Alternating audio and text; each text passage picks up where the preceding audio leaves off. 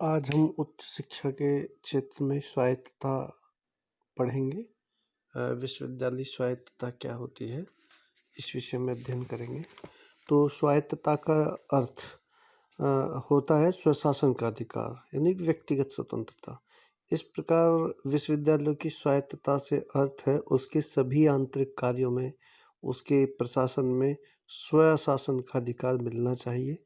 अर्थात शिक्षण कार्य को कराने में, शिक्षा का प्रसार करने में, अनुसंधान कार्य कराने में, परीक्षा लेने में, छात्रों को प्रवेश देने में, सभी कार्यों में पूर्ण स्वतंत्रता प्राप्त होने से है। मुदालियर आयोग के अनुसार स्वायत्तता का अर्थ कार्य करने में स्वतंत्रता से है। यह कार्य समाज, राज्य तथा विश्व के प्रति अपने उत्तरदायित्व को समझकर किया जाता है। इसके पीछे अनुशासन और कर्तव्य की भावना छिपी होती है।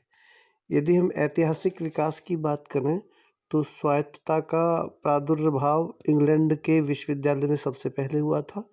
यहाँ प्रत्येक विश्वविद्यालय में आंतरिक मामलों में पूर्ण स्वतंत्रता थी। मतलब उनको कब परीक्षा लेनी है, कब एडमिशन देने हैं, कैसे शिक्षण कार्य कराना है, क्या पाठ्यक्रम लागू करना है, ये सभी चीज़ इंग्लैंड के विश्वविद्यालय में शुरू हुई थी। प्रत्येक विश्वविद्यालय अपने शिक्षण कार्य में, अनुसंधान में, समाज सेवी कार्यों में करने में स्वतंत्र होता था और किसी बाह्य शक्ति या किसी राजनीतिक दबाव या सरकार के दबाव के अधीन होकर के कार्य नहीं करते थे। यानी कि विश्वविद्यालय के अंदर सभी कार्यों को करने में विश्वविद्यालय के अधिकारियों को कार्य करने की पूर्ण स्वतंत्रता होनी चाहिए। तो ये स्वायत्तता का अर्थ था। कार्य क्षेत्र की बात करें तो कोठारी आयोग 1966 आया। विश्वविद्यालय स्वायत्तता के क्षेत्र में उसने जिन बातों पे ध्यान दिया वो विश्वविद्यालय से संबंधित थी।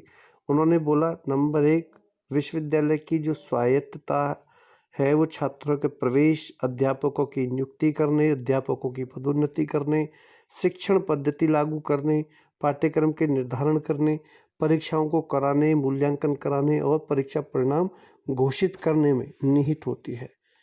दूसरा, अनुसंधान व शिक्षा के प्रसार संबंधी कार्यों को स्वतंत्र रूप से संपन्न कराना।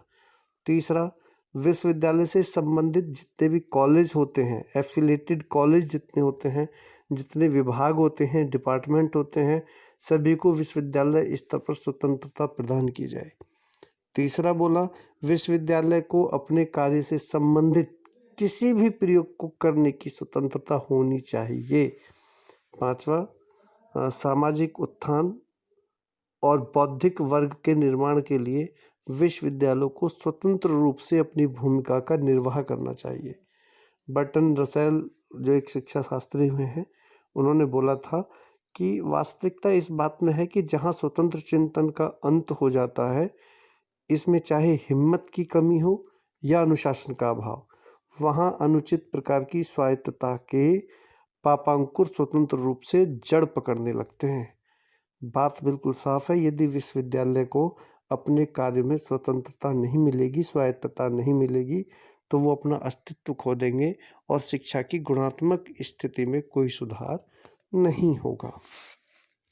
अब करते हैं विश्वविद्यालय स्वायत्तता के जो प्रकार थे वो क्या थे।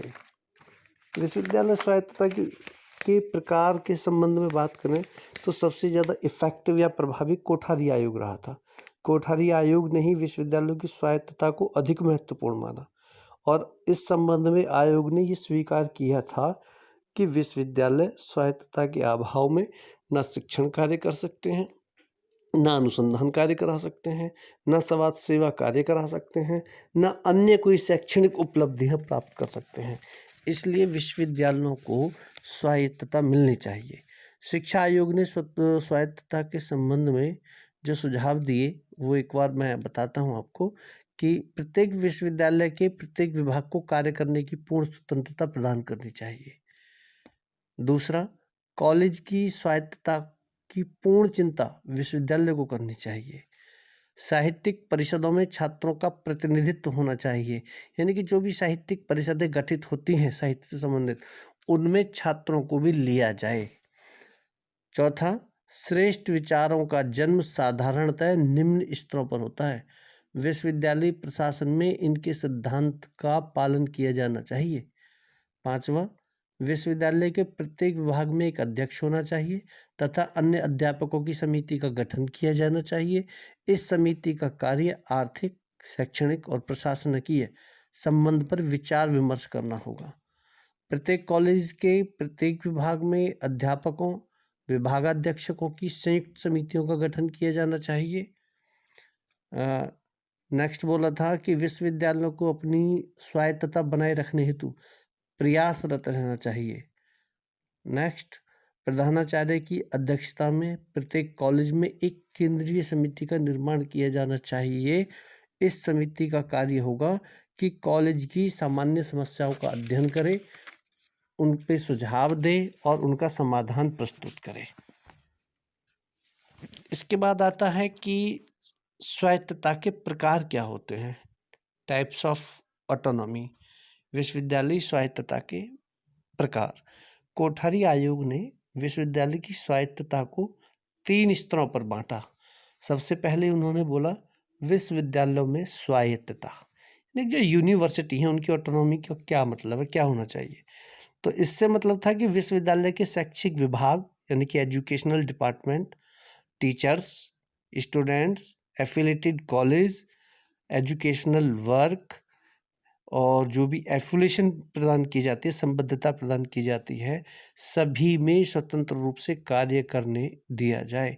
यानी विश्वविद्यालयों को अपने शैक्षणिक विभागों, अपने अध्यापकों, छात्रों, संबद्ध कॉलेजों, शिक्षा के कार्यों और जो मान्यता देने का काम होता है उसमें स्वतंत्रता होनी चाहिए। कार्यों को करने में बाह्य हस्तक्षेप नहीं होना चाहिए, ना कोई राजनीतिक दबाव होना चाहिए, ना कोई ऊपर से प्रशासनिक दबाव होना चाहिए।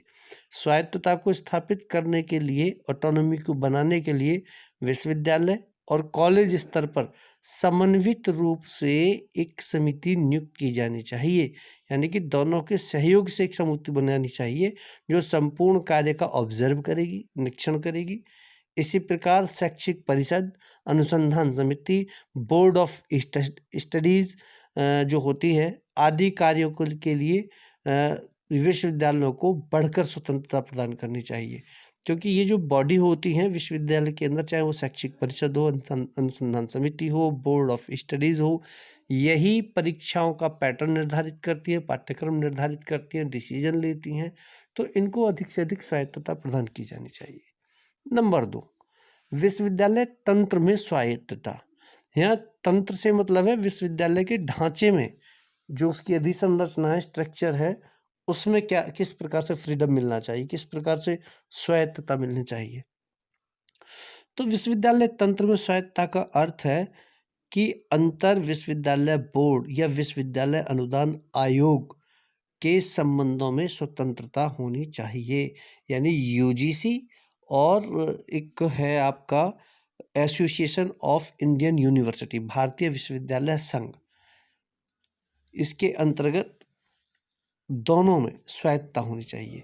प्रत्येक विश्वविद्यालय को अंतर विश्वविद्यालय बोर्ड का सदस्य बनने का स्व अधिकार होना चाहिए कि वो उसके मेंबर बनना चाहते हैं या नहीं बनना चाहते हैं। और प्रदान की गई डिग्रियां, यानी कि जो यूनिवर्सिटी डिग्रियां प्रदान करती है, जो परीक्षाएं लेती है, जो बच्चे परीक्षा पास कर लेते हैं उसके बाद उनको डिग्रियां प्रोवाइड करती हैं, तो ये सभी डिग्रियां सभी विश्वविद्यालयों द्वारा स्वतः मान्य होनी चाहिए।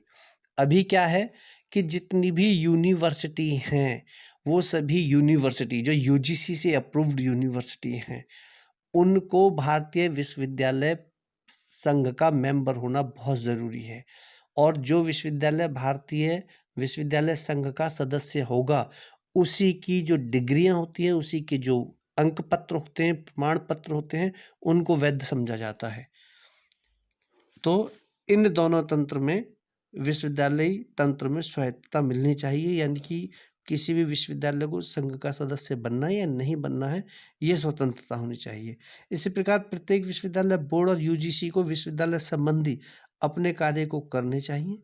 विश्वविद्यालय के कार्यों में उनकी सहायता करना आवश्यक है या नहीं है, उनमें हस्तक्षेप करना चाहिए या नहीं करना चाहिए, इस प्रकार की स्वायत्तता विश्वविद्यालय को मिलनी चाहिए। तीसरा पॉइंट आता है बाह्य संस्थाओं के संबंध में।